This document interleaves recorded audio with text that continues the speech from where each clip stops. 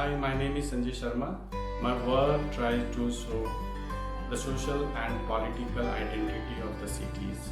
I love the process of transforming familiar materials and having them viewed in unfamiliar ways. My installation work, Infogarbage, is a result of this. I love the process of transforming familiar materials and having them viewed in unfamiliar ways. My installation work, Infogarbage, is a response of these. The material used in this is newspaper, iron, and cardboard.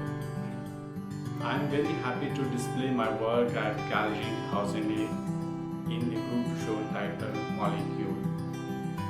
And also thanks to curator Sweetie Joshi for the show. Thank you very much.